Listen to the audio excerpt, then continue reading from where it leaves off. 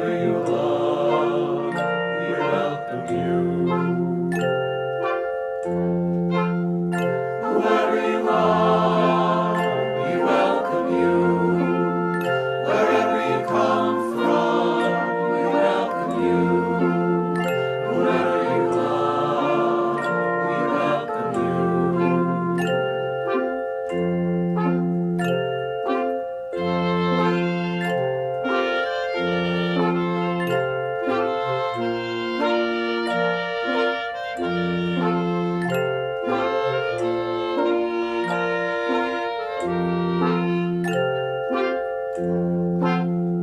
Whoever you are, we welcome you. Wherever you come from, we welcome you. Whomever you love, we welcome you. Whoever you are, we welcome you. Wherever you come from, we welcome you. Whomever you love, we welcome you. Whomever you love, we welcome you.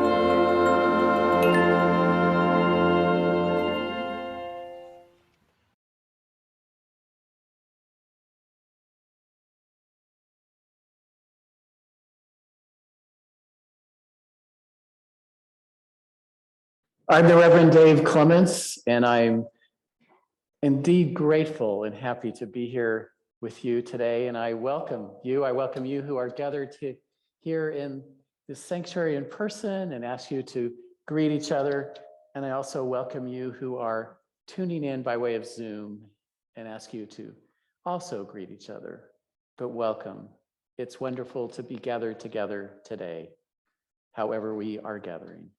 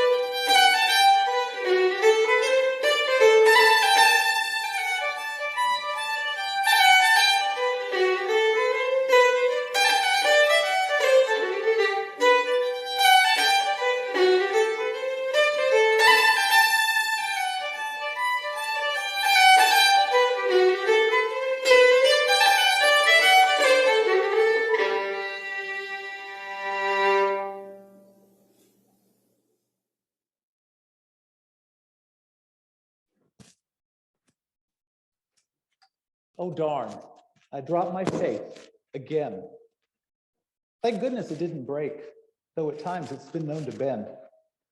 The best thing about faith, even if you only have a tiny bit, you can always get more from a friend. So I picked my faith up and brushed it off, as I'm always wanting to start over again. And my faith starts with me. Faith can be pretty adaptable. Faith travels well. If you go on a trip, you'll want to be sure to pack it. Faith can be strong under the worst of times. Faith really knows how to hack it. Because, like a safety helmet, faith is a personal protector. You can wear your faith when walking through challenges like metal detectors. It won't go off. Sometimes my faith can become quite fragile and needs to be cared for. Nowadays, I take my faith with me from room to room and Zoom to Zoom, like a thought or a phone or a smile. Because just like your keys, you can easily lose faith if it's out of your hands for a while. I once lost my faith for a very long time. I thought it would never recover, but it came back to me in a most wonderful way. My faith was restored by another. In this spirit of poetry and community, come, let us worship together. I ask everyone to join me together in the words of our covenant printed in your order of service, and invite Judy Brennan to light our chalice.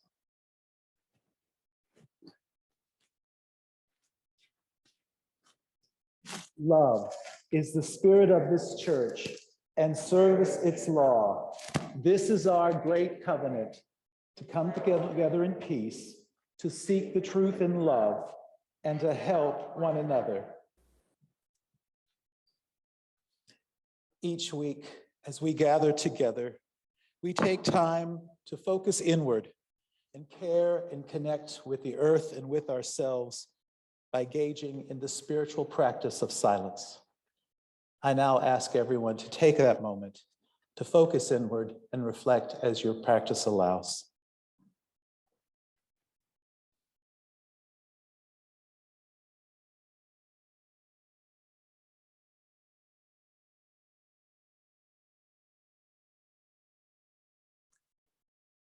We also take time each week to hold the ones near and dear to us who need our care and support.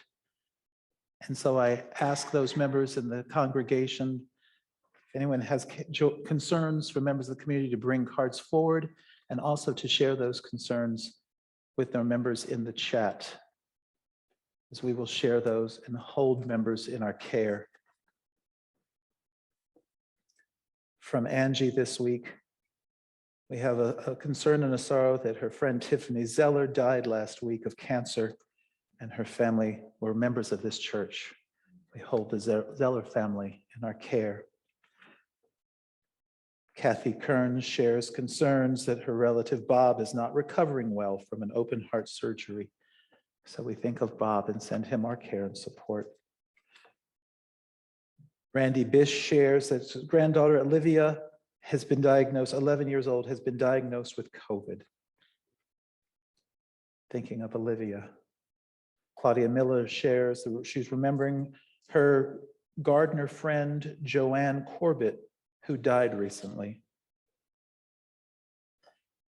The Gregg family shares that they had to say goodbye to their beloved dog, Suki, after 16 years. Deep loss. Jeannie Horvath shares that her father-in-law has died this past week. Raven Luna Blackraven shares prayers for her partner, their partner, that things may have begun to start to get better for her with no more dark clouds ahead. We wish blue skies for everyone. Trish McLaughlin shares that Don had a tiny stroke last Sunday, but he's home and making a good recovery. Joe Forsman shares holding their neighbor whose mother is in hospice within their care. Renee Wahudsky shares that her sister-in-law, Jennifer's mother, Sarah Barton, died this past week. Another loss for that family. Renee, we hold you all in our care. Martha Cluth shares that Martha was sent to Portage Medical Center yesterday, so we all think of Martha. Hope that she's better. And David Bond shares prayers for the family of John Davis, who died suddenly and unexpectedly recently. For all these concerns spoken aloud, and those held in the silent sanctuary of hearts, we hold all members of this community in our care. And now we will enter a musical meditation.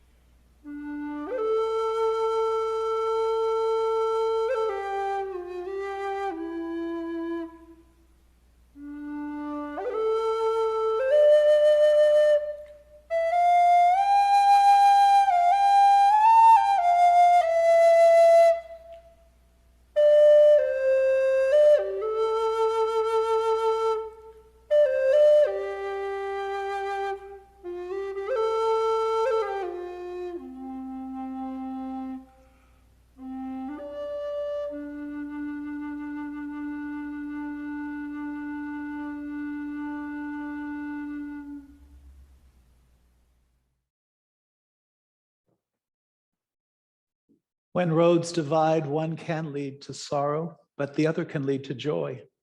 So we also take time to celebrate and recognize the joys and the milestones within our community.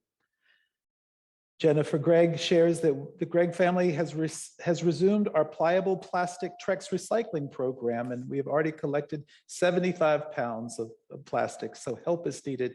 Contact Jennifer Gregg to help with pickup process. Special love and blessings to Martha Kluth, whose birthday was yesterday. Birthday is today. I'm sorry. Happy birthday, Martha. We hope you're recovering and out of hospital soon.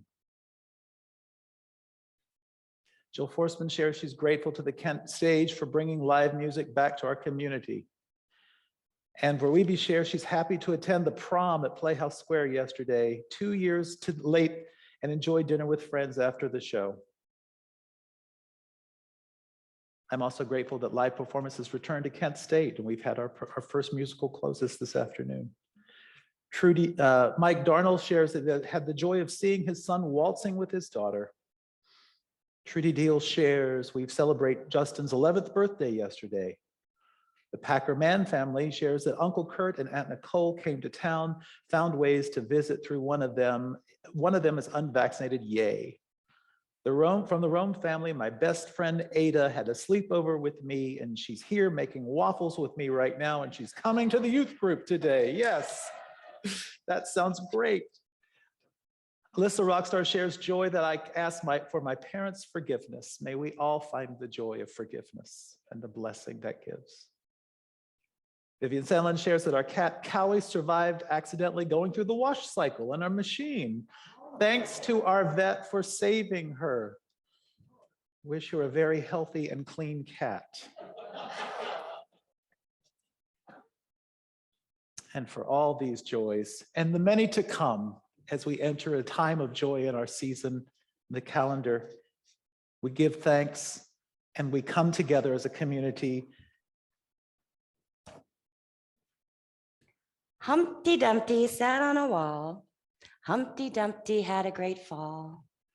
All the king's horses and all the king's men couldn't put Humpty together again. Oof, that's a bummer. Wow, is that really where the story ends? No, it's not. This morning's story is called After the Fall by Dan Sentat. Let's begin. My name is Humpty Dumpty, and this was my favorite spot, high up on the wall. I know it's an odd place for an egg to be, but I love being close to the birds. Then one day, I fell. I'm sort of famous for that part. Folks called it the Great Fall, which sounds a little grand. I mean, it was just an accident, but it changed my life. Fortunately, all the king's men managed to put me back together. Well, most of me. There were some parts that couldn't be healed with bandages and glue. After that day, I became afraid of heights. I was so scared that it kept me from enjoying some of my favorite things. See the ladder? I walked past the wall every day, and I would think about climbing that ladder again. I really miss the birds and being high above the city, but I could never do it because I knew that accidents can happen. I eventually settled for watching the birds from the ground. It wasn't the same, but it was better than nothing. And then one day, an idea flew by. Making planes was harder than I thought.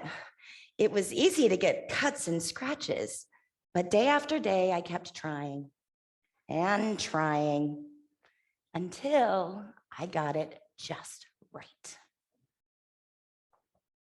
My plane was perfect, and it flew like nothing could stop it. I hadn't felt that happy in a long time.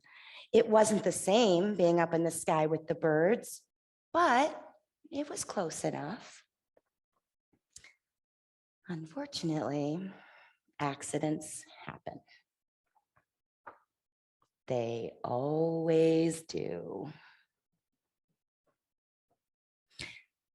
I almost walked away again, but then I thought about all the time I'd spent working on my plane and all the other things that I missed. And I decided I was going to climb that wall. But the higher I got, the more nervous I felt, and I didn't want to admit it. I was terrified. I didn't look up and I didn't look down. I just kept climbing, one step at a time, until I was no longer afraid. Yay! Maybe now you won't think of me as that egg who was famous for falling. Hopefully you'll remember me as the egg that got back up and learned how to fly. Life begins when you get back up. So I wonder, Humpty Dumpty took some serious risks going up that ladder. I mean, he is an egg after all. Climbing a ladder would be very dangerous and hazardous, but yet he did it the first time. Took him a little while to get the strength and the courage to do it again, but I think it might have been worth it. Looking back, when he looks back on his story and the challenges that he overcame and the risks that he took. And I wonder, what are those risks that you take? And what are those challenges that you accept?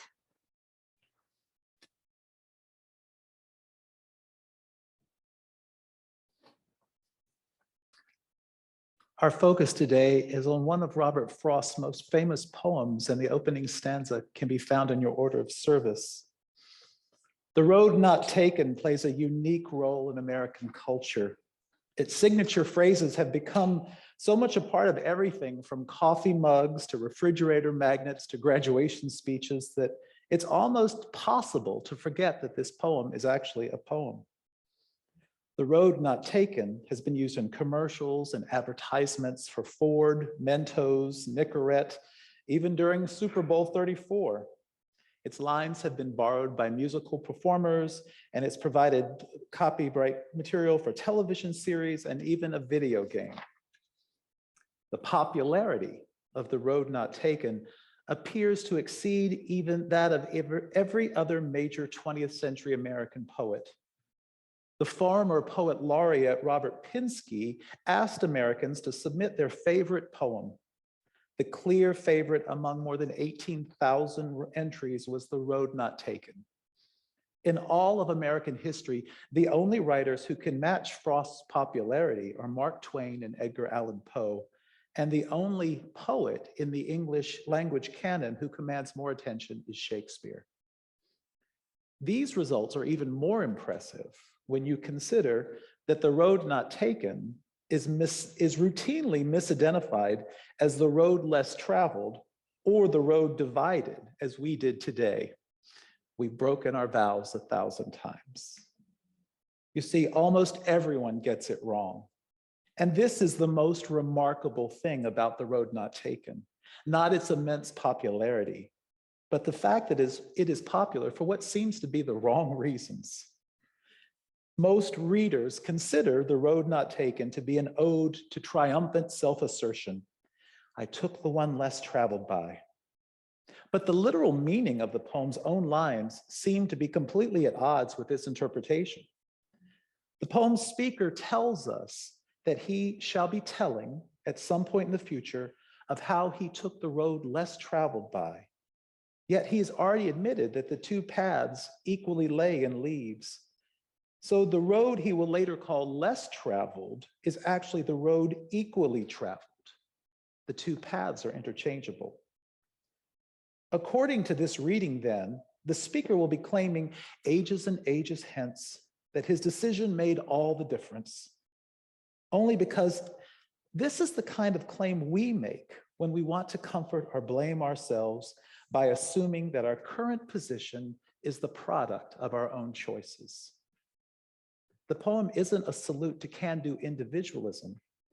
It's a commentary on the self-deception we practice when we construct the story of our lives. I shoulda, I coulda, if only I had climbed that wall. Sounds familiar? The Road Not Taken may be the best example in all of American poetry of a wolf in sheep's clothing. Frost is a major literary figure in American history with two distinct audiences. The first is relatively small and consists of poetry devotees from the art form's academic subculture. For these readers, he is considered bleak, dark, and manipulative. Then there's the other audience, us.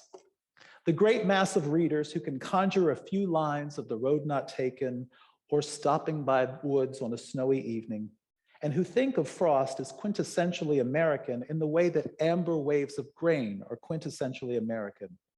To us, he isn't bleak or sardonic, but rather a symbol of Yankee stoicism and countrified wisdom. Now, there's no point trying to explain away the popularity as if it were a misconception. By the same token, the other road, there's no point trying to explain away the general misreadings of The Road Not Taken as if they were a mistake. The poem both is and isn't about individualism, and it both is and isn't about rationalization. It isn't a wolf in sheep's clothing so much as a poem that's also a wolf that's also a sheep. It's a poem about the necessity of choosing that somehow, like the author, never makes a choice itself, that instead repeatedly returns us to the same enigmatic leaf-shadowed crossroad so that we too may consider our own paths and where they have led us.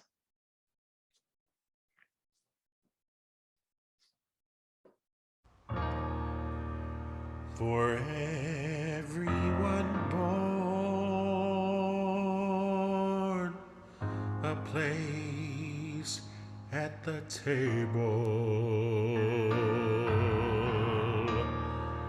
For everyone born, clean water and bread.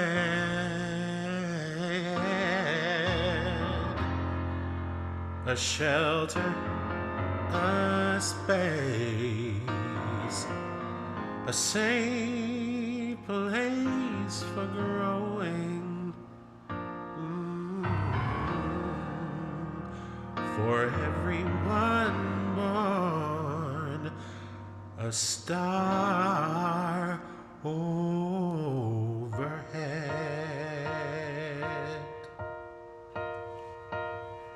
And God will delight when we are creators of justice and joy, compassion and peace. Yes, God will delight when we are creators of justice and joy.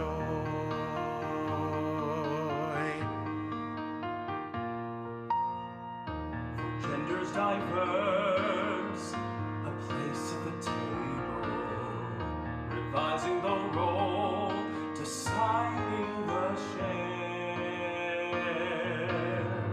with wisdom and grace, all sharing the power. For genders diverse, a system that's fair, and God will delight when we are creators of justice and joy, compassion and peace. Yes, God will delight when we are creators of justice and joy.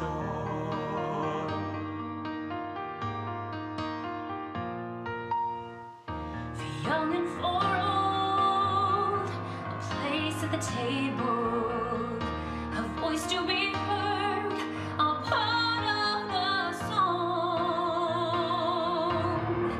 The hands of a child in hands that are being cold. For young and for old, the right to belong. And God will delight when we are creators of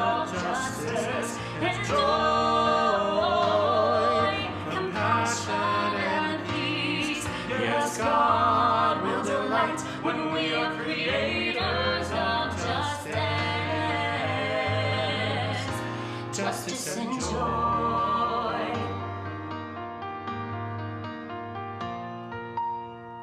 For gay and for straight, a place at the table, a covenant shared, a welcoming space. Expressions of love, diverse as a rainbow. For gay and for straight, a chalice of grace. And God will delight when we are creators of justice and joy, compassion and peace. Yes, God will delight when we are creators of justice, Justice and joy.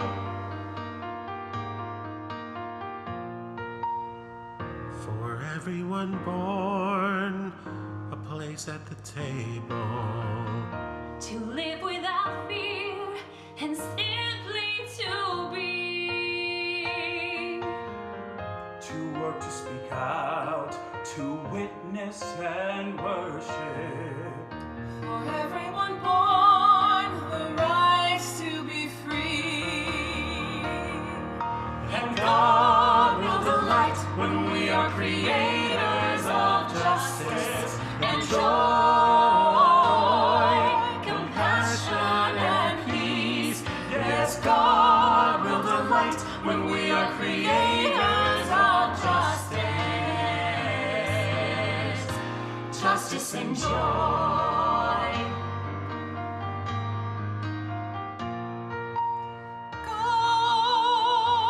God will delight in our justice and joy, compassion and peace. Yes, God will delight in our justice and joy.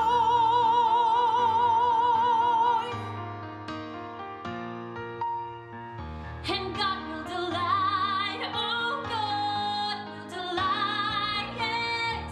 And God will delight, oh God will delight in our peace, yes. And God will delight, oh God in all justice and joy. and God will delight when we are creators of justice and joy, compassion and peace. Yes, God will delight when we are creators of justice. Oh yeah, justice and joy.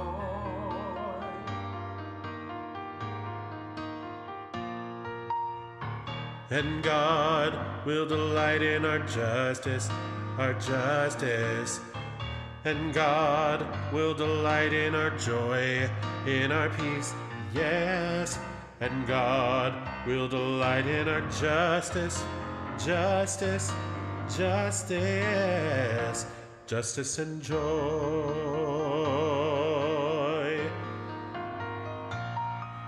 And God And God will delight in our justice and joy. And God will delight in our joy, in our peace, yes. And God will delight in our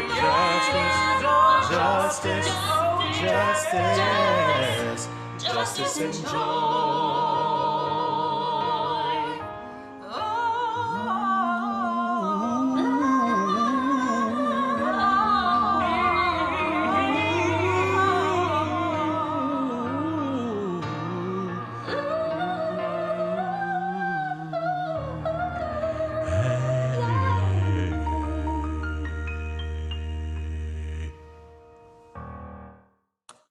And God will delight when we are creators of justice. Justice and joy, compassion and peace. I am so grateful to stand before you by way of Zoom and also in person today when I was asked by Kathy if I was free to come and preach, I began to think back that it has been quite some time since I've addressed you. And I wanted to take the time in the sermon today to kind of do a report back to you, since you were the congregation with my home congregation who ordained me. And as I thought back of what I might say to you and bring in some of my experiences, I was drawn to the fact of how you taught me about how to be a creator of justice and how to receive joy from that. And also how to practice curiosity, courage, and experimentation. And those were the gifts that you gave to me as I served here as your intern minister. And so I'd like to report back to you on kind of how those gifts have played out in my ministry. As many as you recall, shortly after my being ordained, my partner and I left for Cape Town, South Africa. And serving in a foreign country in itself is a wonderful experience. But serving in Cape Town to a congregation that is now over 150 years old, that was multiracial, multicultural. And many of the things that I learned here in Kent, I was able to practice there. And particularly, I want to share with you an experience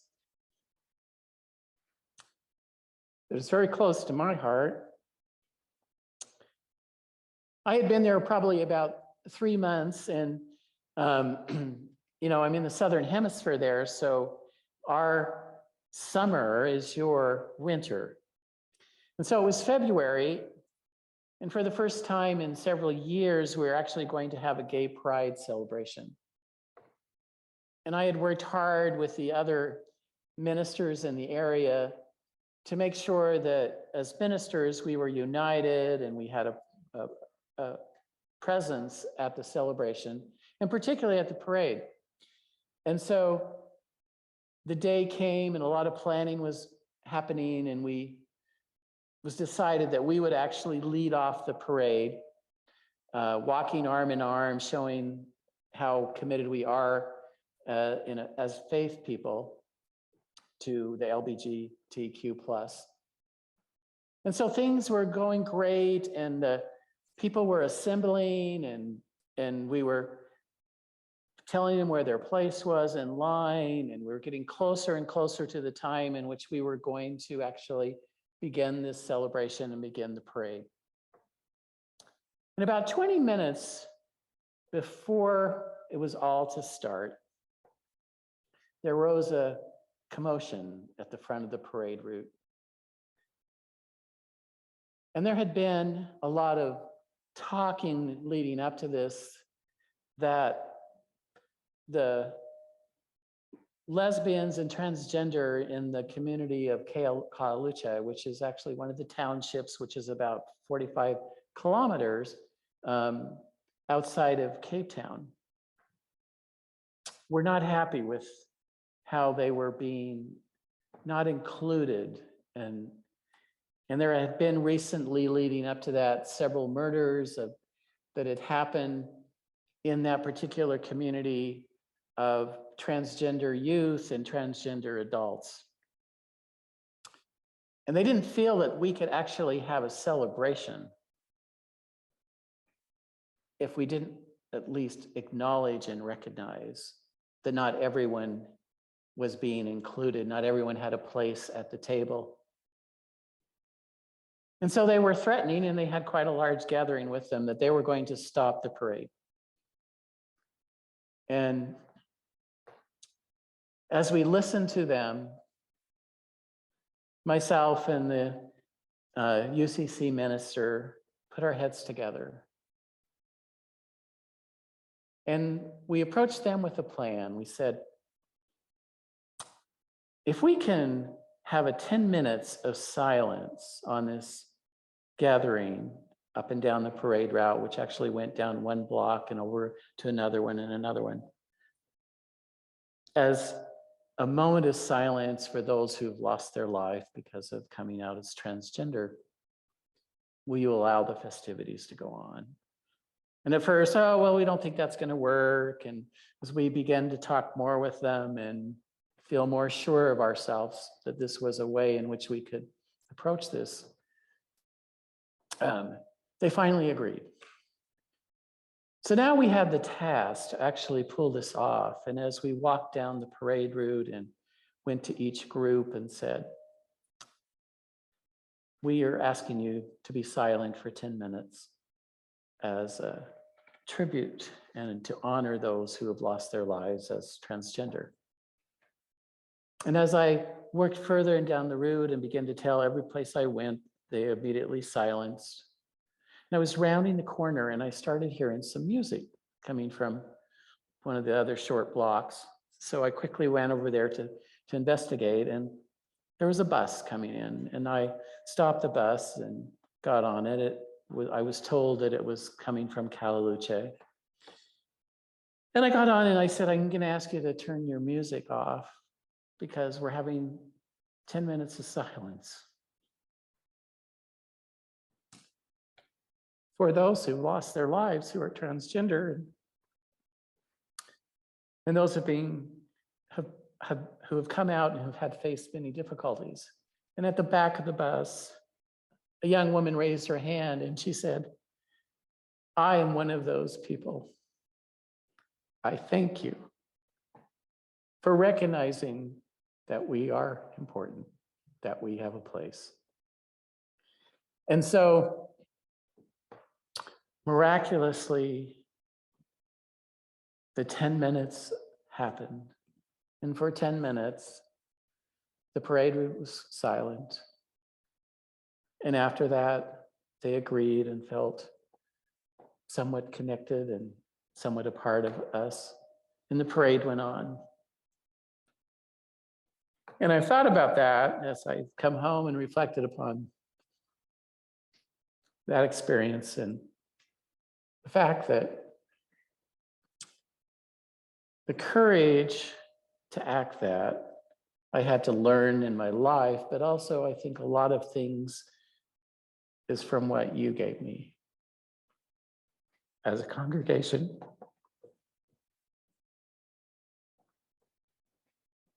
And so I share that with you to let you know that my ministry has been wonderful and continues to be wonderful. We came home from Cape Town. We were home a short amount of time and went off to Peoria, Illinois, and had an opportunity to serve at a congregation where the minister had been there for 28 years. And of course, the familiar phrase was, we've always done it that way. Not that you ever were that way. But as we worked with them and helped them and prepared them to hire a full-time minister, and then as my time there was coming to the end, this thing called COVID happened. And we were thrust within a short amount of time, 2 days, to really change how we ministered and how we did things. And that was a great learning and a great preparation for the next place, which was in Bloomington, Indiana, where now we were in the height of COVID. So there was no opportunity to meet the members, to see them face to face, to have even interaction on Zoom because they did everything live streaming. And so as I would prepare my sermons and preach to, I'd find like 3 favorite chairs in the sanctuary. But there was never any feedback or never anything like that. And I learned how to kind of have that discussion like, well, Dave, was it all right? Yeah. Could you improve? Yeah. But I look back on that now as a real blessing. And one of the things as we were able to work with that congregation and get them to adopt the 8th principle. They also did a reading, church-wide reading of the book Cast, and really came to first time really understand the 400 years of marginalization that has occurred in this country. And we helped them reorganize their RE and bring in an interim religious director. And it came very apparent to me for some health reasons and for some other reasons that I needed to take some time away. And so I came back in September, taking a break, just a few short months for ministry, but that has been a really blessing because it's allowed me time to finish my book about my experiences in South Africa, which is many, including meeting the Reverend Tutu, including, getting to know the mayor who was mayor when Nelson Mandela was released, and going to Nelson Mandela's place, and many other really rich and wonderful experiences that taught me about creating a place at the table for everyone. And so I look forward to finishing that, and we'll have a big celebration and you can come. And then one of the blessings of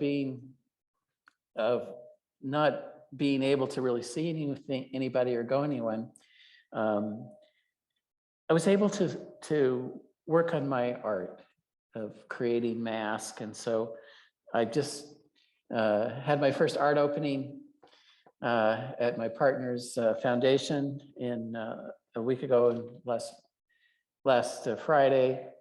And that has been another way of ministering. And so I share these with you too, first off, to thank you for those things of teaching me about justice, teaching me about courage in ministry, teaching me about experimentation of trying new things, and teaching me to always have curiosity. And I look forward to the next assignment, wherever it might be, and stay tuned, we'll let you know. But in the meantime, I know that when we talk about a road divided, and there's times where we come back and we need to make decisions in our life. This is one thing that I know. I know that we can have assurance regarding the decision that we make. I also know that we don't always know or can even envision what the results of that decision might be. But I do know that after we make it, blessings happen and things happen into our lives. And so I just encourage you to foster justice, compassion, joy, and in your decisions, practice courage, practice curiosity, and practice experimentation. And I promise you that you will have blessings come in your life.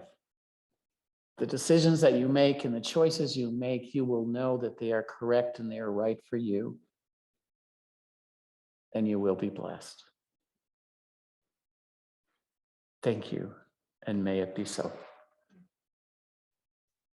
We now time in the service where we have an offering, and those at home, we encourage you to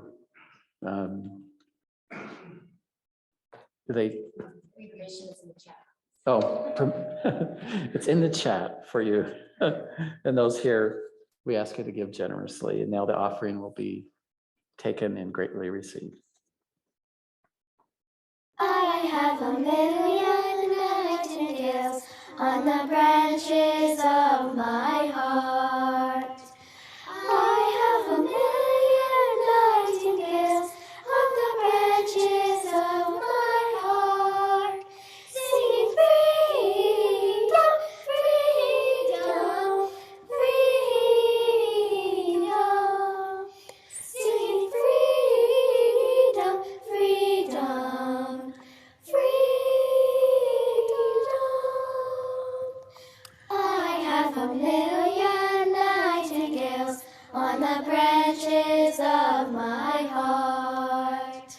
I have a million nightingales on the branches of my heart. Singing, I have a million nightingales on the branches of my heart.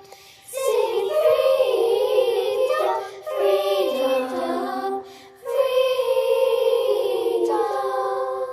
Singing, I have a million nightingales on the branches of my heart. I have a million nightingales on the branches of my heart.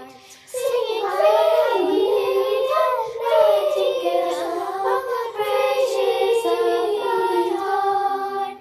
Singing, freedom, freedom, freedom.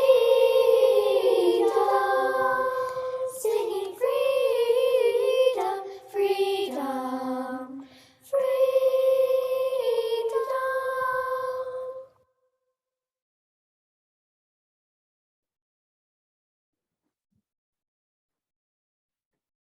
We extinguish the flame, but not the light of truth, the warmth of community, or the fire of commitment.